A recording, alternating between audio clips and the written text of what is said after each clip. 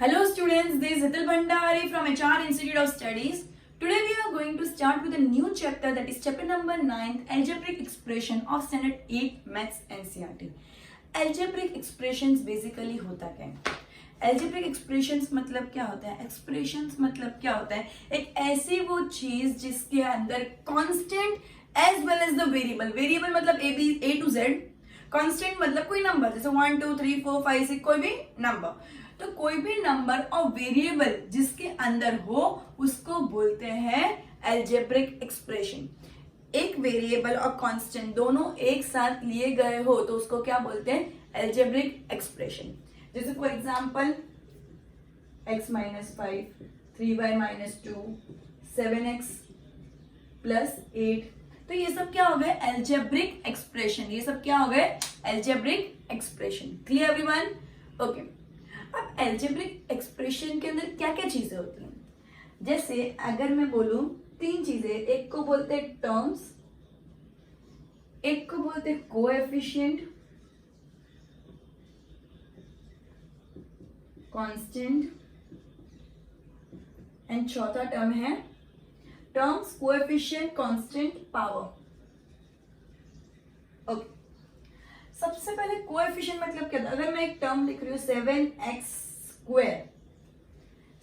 Square plus 3x, 7x square plus 3, समझो 7x square plus 3. तो ये पूरा क्या हुआ? एक टर्म. ये पूरा एक टर्म हुआ. समझ आया? तो टर्म्स अगर बोले फाइंड द टर्म्स तो क्या लिखूंगी? 7x स्क्वायर एंड दूसरा टर्म क्या हुआ? 3. अब तुमने बोला यार 3 के अंदर तो कोई भी वेरिएबल नहीं है, 3 के अंदर तो कोई भी वेरिएबल नहीं है, तो ये कैसे पूरा एक टर्म हुआ? Region 3 into x raise to power 0. X raise to power 0 is always 1. ये मैं कभी भी फिलअप या एमसीक्यू में पूछ सकती हूँ कि एक्स रेज टू पावर 0 हो तो उसका आंसर क्या होता है? तो उसका आंसर हमेशा क्या होता है? 1. सो एक्स रेज टू पावर 0 मतलब क्या होता है? 1. सो 3 1 जा 3. मतलब इसके साथ वेरिएबल है, ये समझाने की कोशिश करिए. मतलब इसके साथ क्या है? इसके साथ वेरिएबल है. तो ये भी क्या हो गया? एक टर्म हो गया. क्लियर? अब कोएफिशिएंट क्या होता है? वेरिएबल के आगे वाले को बोलते हैं कोएफिशिएंट. वेरिएबल के जो आगे नंबर होता है उसको बोलते हैं कोएफिशिएंट. क्लियर? कांस्टेंट क्या होता है? जो अकेला नंबर होता है उसको क्या बोलते हैं? कांस्टेंट. जो भी अकेला नंबर होता है उसको क्या बोलते हैं? कांस्टेंट. पावर क्या होता है? 2. पावर क्या होता है?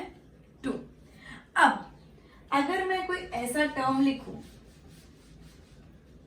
For example 7x4 plus 3x cube plus 2x square plus 5x plus 7. अब इसमें बहुत सारे पावर्स हैं.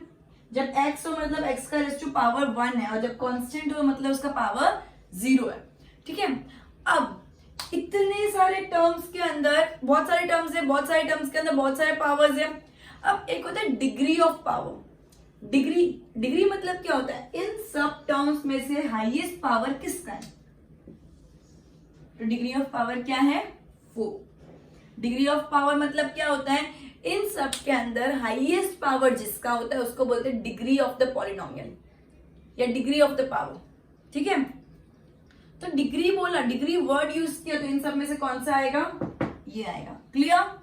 अब next concept, monomial, binomial, trinomial, polynomial. Okay. सो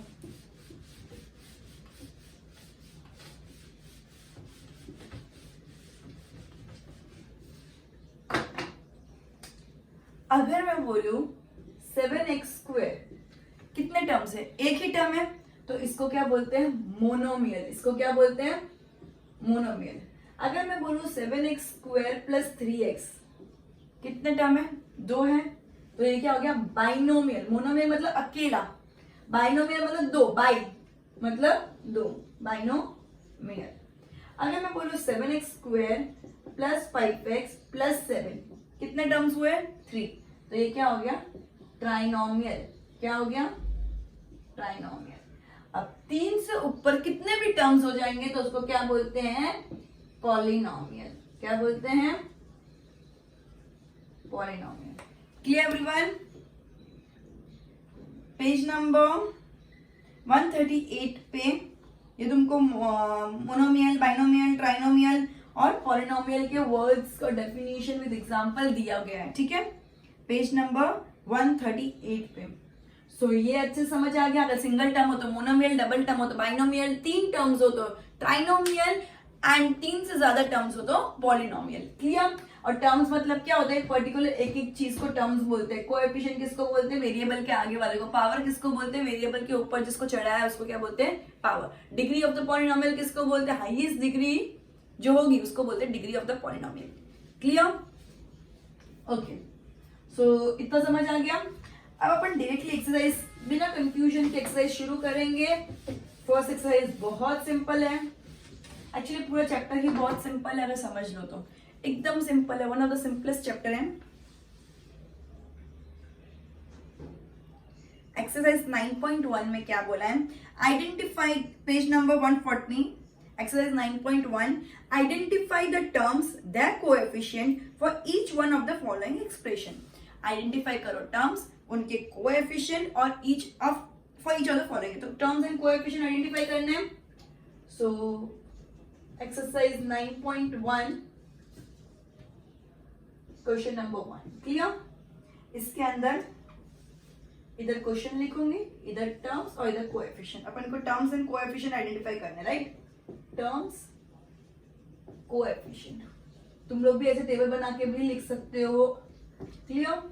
सो फर्स्ट क्वेश्चन क्या है, 5xyz² माइनस 3zy। दो वेरिएबल भी हो सकते हैं एक टर्म के अंदर, राइट? सो ये पूरा एक टर्म है एंड ये पूरा एक टर्म है। सो 5xyz² comma 3zy। Clear?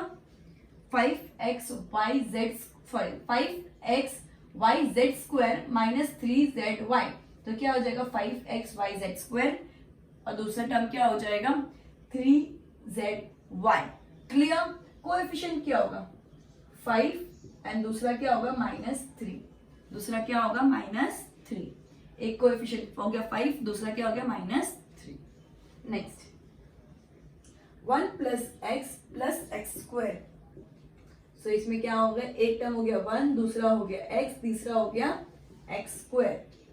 Coefficient क्या हुआ, ये भी 1 है, इसके आगे कुछ नहीं मतलब 1 है, इसके आगे कुछ नहीं। ओके, सो इसके अंदर क्या है, ये 1 है, x का कोएफिशिएंट भी क्या होगा 1 और इसका x का कोएफिशिएंट भी क्या हो जाएगा 1। सो 1 1 1 3 बार लिखेंगे भले सेम है, 1 1 1 3 बार लिखेंगे भले सेम। इसमें ना माइनस लगाना भूल गई, माइनस लगाना कंपलसरी। प्लस वाला हो नहीं लिखोगे प्लस चलेगा, लेकिन माइनस वाले में कंपलसरी। टर्म्स में भी लगाना जरूरी है, कोएफिशिएंट मैंने कोएफिशिएंट में लगाया लेकिन टर्म्स में भूल गई, ठीक है? सो ये कंपलसरी है वरना गलत हो जाएगा। Okay, question number 3, 4x² minus 4x² z² plus z²। तो ये 3 टर्म्स हो गए, तो मैं लिख दूंगी 4x² कॉमा करना compulsory, right? -4x² z² comma z² and coefficient क्या हो जाएगा 4 -4 एंड इसका कुछ नहीं है मतलब 1। Clear student? इतना समझ आ रहा है तुमको? Fourth 3 - pq plus qr minus rp। तो सबके सब टर्म्स है, तो हर एक को टर्म में लिखूंगी 3 -pq qr -rp। Clear students? अब इन सबके कोएफिशिएंट क्या होंगे, एक तो 3 होगा, इसमें कुछ नहीं है मतलब -1, इसमें कुछ नहीं है मतलब 1, इसमें कुछ नहीं है तो -1। जिसके आगे माइनस की साइन है उनके कोएफिशिएंट में -1 लग जाएगा। Clear students? Fifth x/2 plus y/2 minus xy। Upon में हो तो भी doesn't matter, as it is लिख दो। x/2 एक टर्म हो जाएगा, y/2 एक टर्म हो जाएगा एंड माइनस xy एक टर्म हो जाएगा। सिमिलरली इनके कोएफिशिएंट क्या हो जाएंगे, पहले वाले का 1/2 हो जाएगा, दूसरे वाले का भी 1/2 हो जाएगा, एंड तीसरे वाले का कुछ नहीं है, मतलब -1। क्लियर? ये इंपॉर्टेंट है, देख लो आप प्लीज। इसमें x/2 है, मतलब इसका कोएफिशिएंट क्या हो गया 1/2, इसका भी कोएफिशिएंट क्या हो गया 1/2, और ये -xy का कोएफिशिएंट क्या हो जाएगा -1।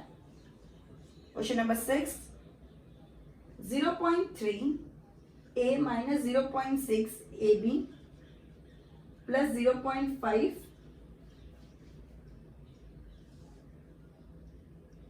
b plus 0.5 b। Clear students? So ये क्या हो जाएगा, पहला टर्म हो जाएगा 0.3 a comma minus 0.6 ab comma 0.5 b। Clear? And इन सबके कोएफिशिएंट्स कोएफिशिएंट क्या हो जाएंगे 0.3 comma -0.6 comma 0.5। Clear students? So ये तुमको एकदम इजीली समझ आ गया। 1 मार्क 2 मार्क में पूछने के चांसेस बहुत हाई रहते हैं। यूजुअली LP7 स्कूल इस टाइप के क्वेश्चन 1 मार्क 2 मार्क में बहुत ज्यादा पूछती है। क्लियर?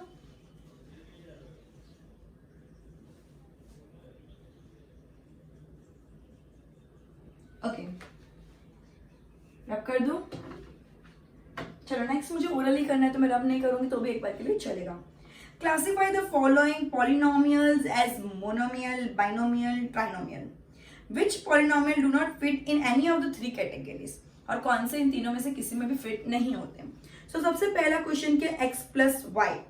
एक्स प्लस वाई कितने टर्म्स है, कॉमा होता है ना, मतलब टर्म वो चीज खत्म हो गया, कॉमा है मतलब वो पॉलिनोमियल, वो एल्जेब्रिक एक्सप्रेशन खत्म हो गया है। ठीक है, तो x प्लस वाई 2 टर्म्स है, एक x है प्लस होने के बाद y हो गया, तो 2 टर्म्स हो गए, तो ये क्या हो गया बाइनोमियल। फर्स्ट क्या हो गया बाइनोमियल। नेक्स्ट है सिर्फ 1000, तो वो क्या हो गया मोनोमियल, अकेला है, उसके बाद डायरेक्टली कॉमा कर दिया है, तो नेक्स्ट क्या हो गया मोनोमियल। अच्छा एक काम करती हूँ, मैं क्वेश्चन नहीं लिखती, डायरेक्टली आंसर लिखती जाती हूँ, इसलिए नहीं तुम कॉपी करके डायरेक्टली नोट सेंड कर लो, इसलिए मैं तुमको समझ है।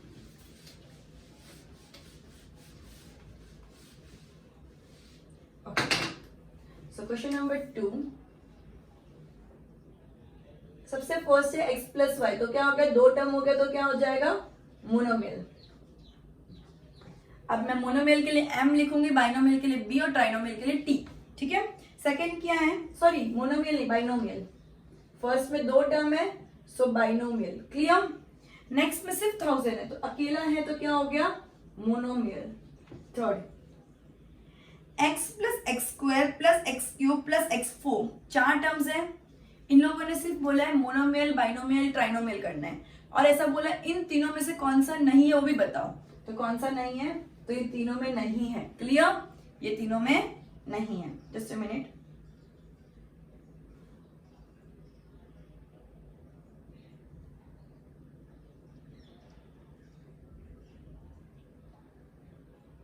ओके। नेक्स्ट है x plus y plus 5x, 3 term है, तो क्या हो जाएगा ट्राइनोमियल। 3 टर्म से तो क्या हो जाएगा ट्राइनोमियल। फिफ्थ अपन ने कौन सा किया, 7 प्लस वाई प्लस 5x कर दिया, right. 2y minus 3y square, 2 terms है, तो क्या हो जाएगा बाइनोमियल। 2 टर्म मतलब क्या हो जाएगा बाइनोमियल। फिर है 2y minus 3y square plus 4y cube, 3 term again, तो क्या हो जाएगा ट्राइनोमियल। तुम एक और चीज कर सकते हो, मोनोमियल, बाइनोमियल, ट्राइनोमियल, जो जो जिसके अंडर है वो उसका नंबर रख के उसके अंडर ये जो टर्म है वो लिख सकते हो। Clear student? तुम वैसे भी कर सकते हो। 7 5x minus 4y plus 3xy, again trinomial. 8 2 ही टर्म है, 4z minus 15z square, 2 term है मतलब बाइनोमियल। 9 4 टर्म है मतलब कुछ भी नहीं होगा, 4 टर्म है मतलब कुछ भी नहीं, क्योंकि उसको पॉलिनोमियल बोलते हैं, राइट। लेकिन इसमें तुम लोगों को सिर्फ 3 में ही डिवाइड करना है, मोनोमियल कौन सा, बाइनोमियल कौन सा, ट्राइनोमियल कौन सा, उसके सिवाय का कुछ है तो छोड़ दो। ठीक है, ओके। सिर्फ पी क्यू आर है, मतलब सिंगल टर्म में तो क्या हो जाएगा मोनोमियल, सिंगल टर्म में तो क्या हो जाएगा मोनोमियल। फिर 2 टर्म है बाइनोमियल, उसके बाद वापस 2 टर्म है तो बाइनोमियल। Clear students? तो ये बात अच्छे से गो थ्रू कर दो। जब एक टर्म हो तो मोनोमियल, 2 टर्म हो तो बाइनोमियल, 3 टर्म हो तो ट्राइनोमियल, 3 से ऊपर के टर्म्स हो तो उसको पॉलिनोमियल बोलते हैं। लेकिन तुमको ये 3 कैटेगरी में ही डिवाइड करना है, तो जितने 3 से ऊपर हो उनको एक बार के लिए छोड़ दो और ऐसा लिख दो, they do not fit in any of this categories. ठीक है?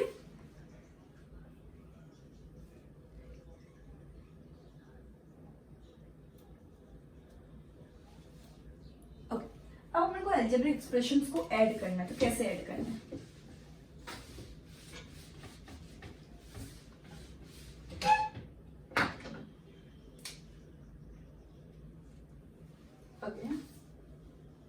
Question number 3 add. सबसे पहला वाला क्वेश्चन क्या है? A B minus B C. अब जिधर जिधर कॉमा है ना उधर उधर क्या लगा दो। तुमको पहले क्वेश्चन कॉपी करना है फिर करना है सब। ठीक है? मेरे पास स्पेस की कमी, मैं क्वेश्चन पहले कॉपी नहीं करूंगी, डायरेक्टली स्टार्ट कर रही हूँ। सो जो जो कॉमा है वो जगह पे प्लस की साइन लगा दो। जिधर जिधर कॉमा है उधर उधर प्लस की साइन लगा दो। So A B minus B C plus B C minus C A plus C A minus A B minus B C plus B C minus C A minus A B. Clear? So अपन क्या करेंगे, इन सबको solve करते हैं। So A B minus B C plus B C क्या होता है? कट जाता है। Minus B C plus B C क्या हो जाता है? कट जाता है। Minus B C plus B C cut गया, minus C A plus C A भी कट गया, क्योंकि minus B C plus B C, minus 1 plus 1 क्या होता है? 0। तो ये दोनों का टोटल क्या हो जाएगा? 0। इन दोनों का टोटल भी 0। And A B minus A B क्या हो जाएगा? वो भी तो 0 हो जाएगा। सो आंसर मेरा क्या आ गया?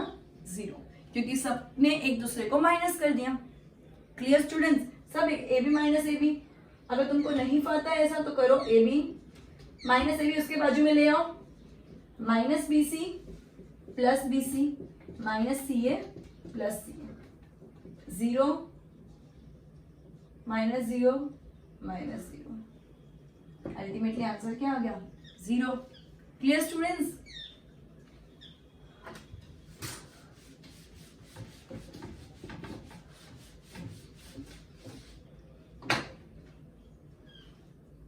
सेकेंड,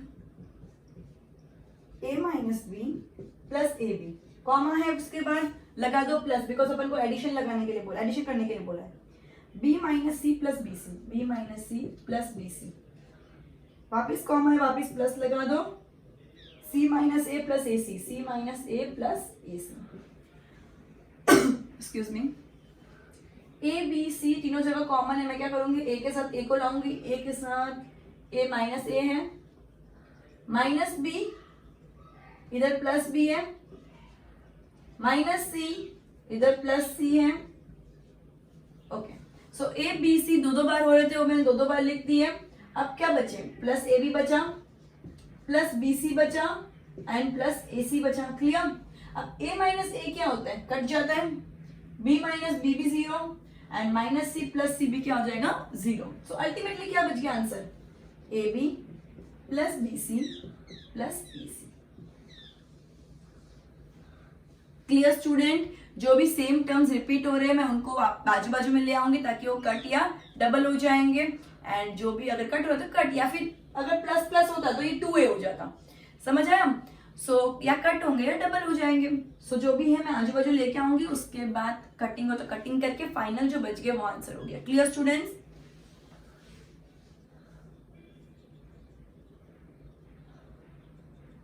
अपन क्वेश्चन नंबर 3 तक आज करेंगे, क्वेश्चन नंबर 4 नेक्स्ट लेक्चर में कंटिन्यू करेंगे, क्योंकि सबट्रैक्ट के अंदर साइन चेंज हो जाती है जिसकी वजह से कॉम्प्लेक्सिटीज बढ़ जाती है। तो अपन 3rd क्वेश्चन आज एकदम इजी फ्लो में जाएंगे, क्योंकि आज चैप्टर समझा है, नेक्स्ट में चैप्टर आगे लेके जाएंगे। क्लियर? ओके, तो next question,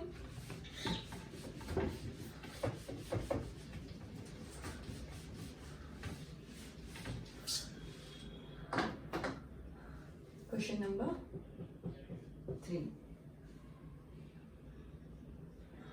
2p square q square minus 3pq plus 4, उसके बाद कॉमा है तो उसके बाजू में क्या लगा, कॉमा की जगह पे क्या लगा दूंगी, plus, plus 5 plus 7 PQ minus 3PQ square P square Q square.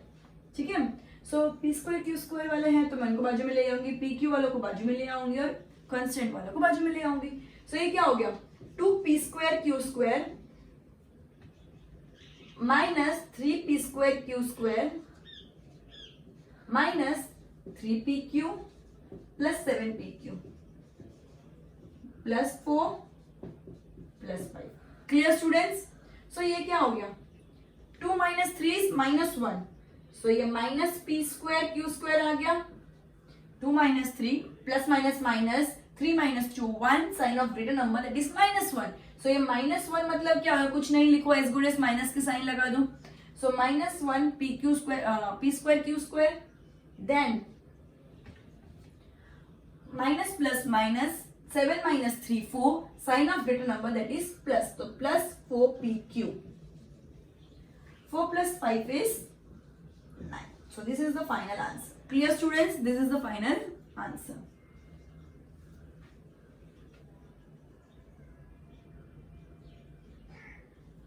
So the last sum for today's lecture, that is question number 4 of question number 3, addition of algebraic expressions.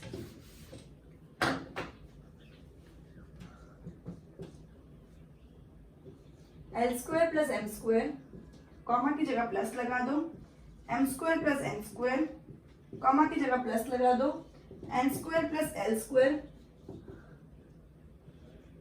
ठीक है, कॉमा की जगह प्लस लगा दो, 2LM plus 2MN plus 2NL.